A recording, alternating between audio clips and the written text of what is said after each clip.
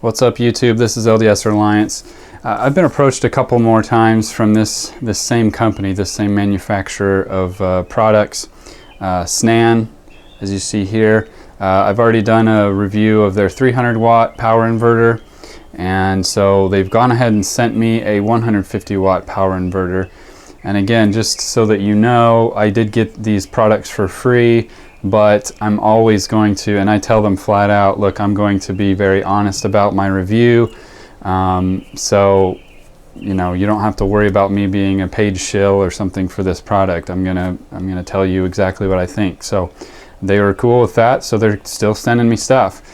Anyway, so today we have a 150 watt power inverter. Last time we did the 300 watt.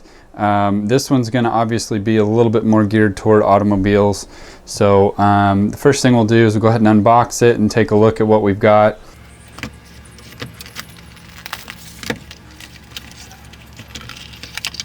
Okay, so as you can see, it's really small. Fits in the palm of my hand. So that's good for travel purposes with your car and so forth. Right away, it is hardwired for this car adapter. So if you're going to use this for solar or some other purpose, you'll just have to snip off the end and crimp on whatever kind of connector you want to use. But obviously this is going to be marketed more towards cars. It does have a powered fan on the back, which I'm kind of surprised for a little 150 watt. That could be good or bad if it's loud. I don't like those in the car when they're loud, but we'll see. So it obviously has one outlet, standard AC outlet, 110 volt, a little LED light to indicate that it's on. And then here's really what you're going to want to take a look at. It's got two USBs. One is a quick charging port with the 2.1 amps. This is going to be for your fast chargers, rapid chargers, whatever, for your cell phones and so forth. And then it's got the more traditional 1 amp, which will just be for, you know, other devices that don't have the capability of quick charging.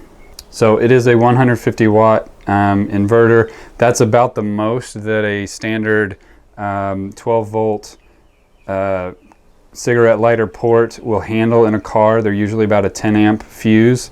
So this is ideal for cars because this is all the power you're going to get from one of those anyway. The case is aluminum. It's not cheap plastic. I can't really tell a whole lot more from this without turning it on. So let's go ahead and plug it in and take a look. Okay, so here we are in my car. We've got the inverter connected to the cigarette lighter adapter, and as I said, most of these are 10 amps, so you get 120 watts is the maximum. So this being 150 is spot on. So I've got here to test this with. I've got a laptop, kind of your everyday business type laptop. I've got a tablet. This is a 11-inch tablet, or 10-inch tablet actually. And I've got my smartphone. So I'm going to plug all these three in and we'll see what happens. So first of all, let's turn the key to the on position. You can't see it very well because of the sunlight, but the green light is on. So and the fan is actually spinning and it's completely silent. I don't know if you can see that either, but that's nice. I like that. It's not a crazy fan. So that's on. I will plug in the laptop first.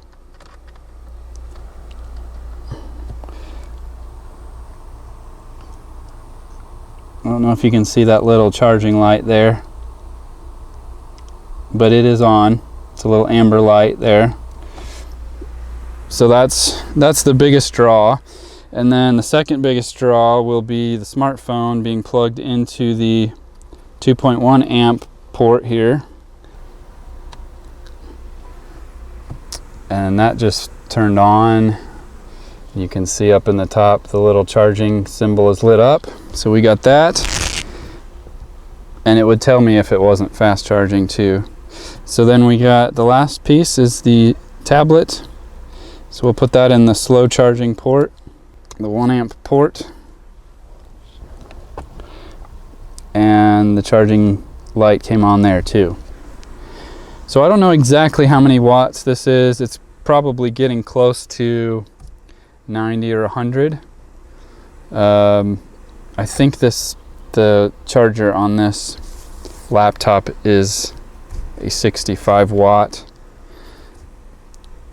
and then, you know, maybe 2 amps for the phone. So we're looking at about 90-ish watts probably. No sweat for this thing, no sounds. You can just barely hear the fan running, so that's awesome. This is as loaded as you can get this thing, because there's obviously no more places to plug in. Okay, so I let this run for several more minutes. I'm trying to see if it heats up. It's in the sunlight, so it's a little warm on top, but it's not bad at all. The fan has gotten slightly louder, so it does appear to be a variable speed fan, which is good. So let me talk about some of the other features and protections you get here. It has low voltage protection, so if it gets below 9.5 volts, which is really good. I mentioned this in the other video for the 300 watt inverter. A lot of inverters I'm used to working with will go in, you know, can't go below about 10.5 volts to produce the rated power. This one can go all the way down to 9.5 volts is the low limit. The high limit is 14.5 volts. So that's a pretty good range. It's pretty forgiving. It's a little heavy. That would be one of the cons, I guess, that I would say. It's a little bit heavy. That's the trade-off you get for having an aluminum case. It does have short circuit and overload, over temperature type protections. So if the wiring is backwards, or you know, you have any kind of short for any reason, it will shut itself off and protect the device and protect your vehicle from catching on fire or whatever.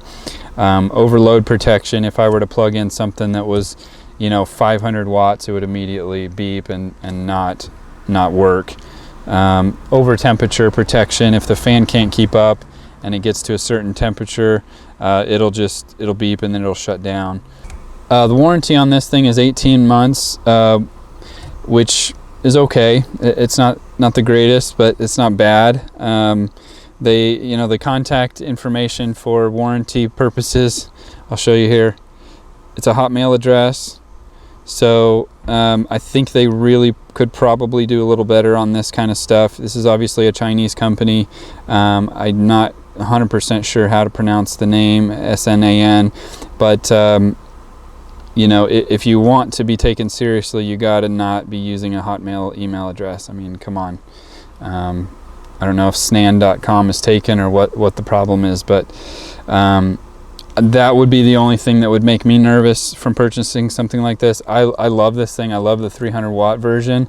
I would buy these, but I would not kid myself into thinking that if there were some sort of defect, or a year from now, if the thing blows up, that I'm going to get a whole lot of great service. Now, I can't say that you won't, because I haven't used their service before, but when their service contact is a Hotmail address, and it's a Hotmail address right there in their information, just doesn't give you warm fuzzies. So that would be my only cons on this thing. Anyway, that's much longer than I anticipated doing this. This thing's still been going the whole time I've been talking, so it's clearly a champ. It's probably still producing 100 plus watts, and no noise, no problems, no fuss. Really like it. Would recommend you guys buying it. Just keeping in mind that warranty support probably is not going to be the same as like a Cobra or Whistler or one of those. Thanks for watching, guys.